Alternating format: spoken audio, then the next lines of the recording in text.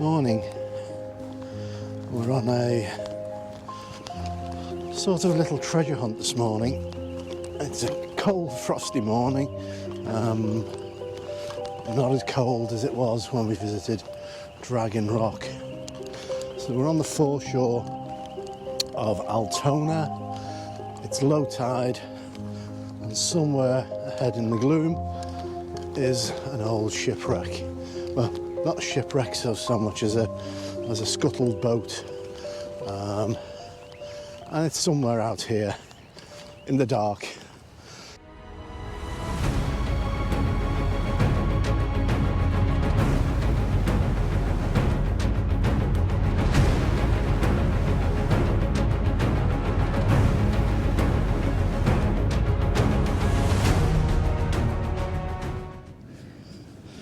Okay, so I've set up very low here to the ground, looking across the ridges in the sand to the little wreck with the city in the background. And because there's a lot of mist within the air, and it's very muggy, and there's zero definition in the sky, this will probably end up going black and white because most of the texture is in the sand.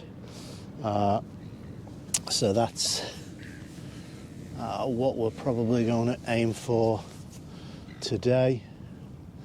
I'm going to have to shift this composition slightly because Rafi's kindly walked through the middle of the shot, which is probably one of the added problems that you have when you bring a little doggy along on a photo shoot. I will have to do some cloning, I think. Those ridges are now marred by footprints, unfortunately, but we'll do the best we can. I do sometimes come out and shoot a shot at Dragon's Head without him, but that's because dogs aren't allowed in that particular reserve. But if I can bring him along, I do. It's great company. So there's no filters necessary, I don't think, at the moment. It's a fairly even and bland sky, as you can see. Getting as low as I can to raise that boat as high as I can in the frame. Concentrating on the sand in front of us. So I've just focused here on the sand in front. It's saying it's a 30-second exposure. I don't believe that. I think it'll be less than that. So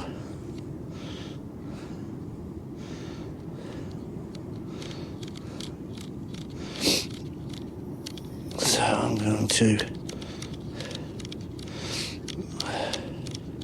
bring it to about, I'll take a test shot around 20 seconds. Switch the light off for a moment. So I've focused a couple of inches in, about a foot or two in. 20-second exposure. See if we can get enough of the scene. See if we can get what sky texture there is, which is very little. See if we can capture that without blowing out the highlights. Just above the city on the far side, there is some light, mainly light pollution, I would imagine.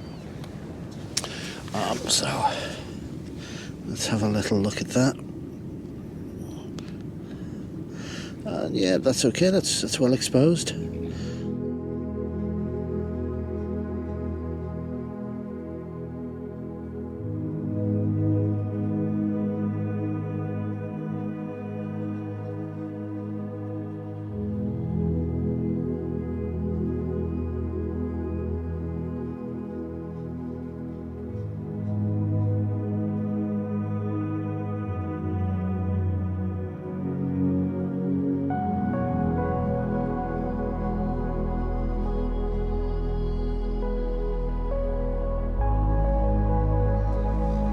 So I'm just going to take one other shot, and then we're going to move on, because I've just I can see now it's the light's clearing. There in the distance there's a marker which looks like it may be in the water itself.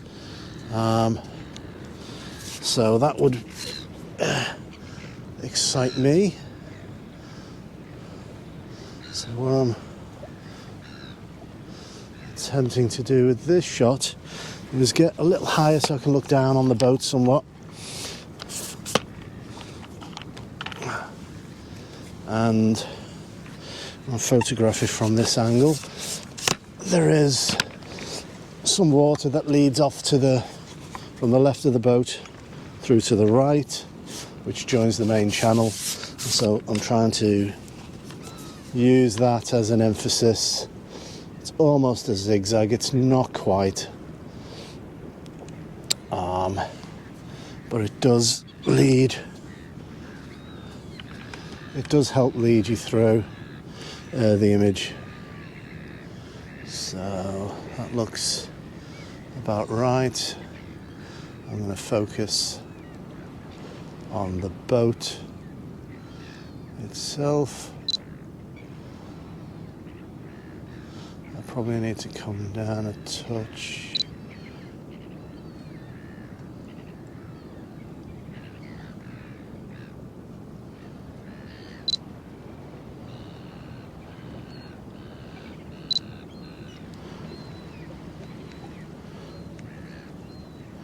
I'm just going to attempt 13 seconds.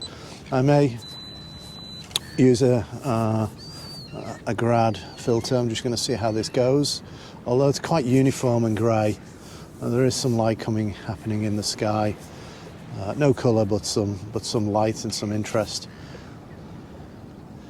I can see it's quite moody. I think I need to get a touch higher. I'll show you why. I'll show you on this image.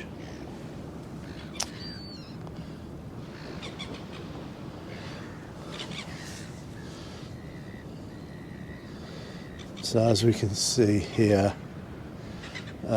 this little piece of the boat is protruding into the shadow of the back piece. So I need to get higher, just a touch higher to eliminate that. So I had to put the camera much higher, as you can see, just so I can get that degree of separation. And I'm just going to focus on the prow of that ship.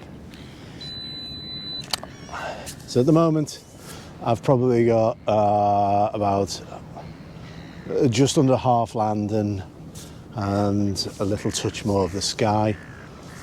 What I might do is actually adjust it so that we've got less land.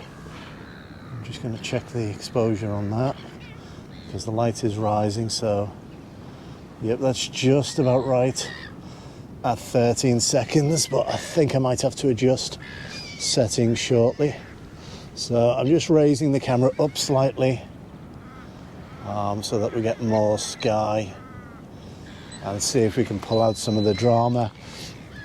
There is dark and light tones in there, but they're quite soft and pastel-y, as you can see, but we'll see what we can do with them in post.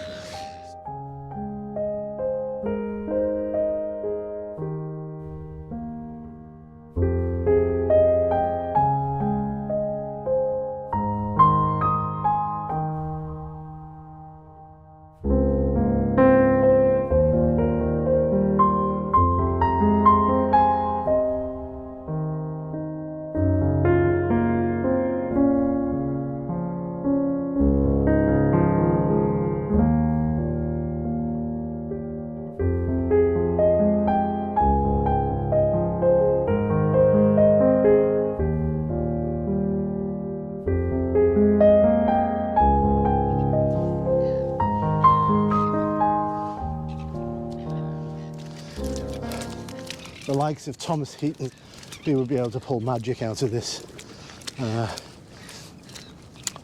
little beach. At the moment, I am trying to emulate some of the masters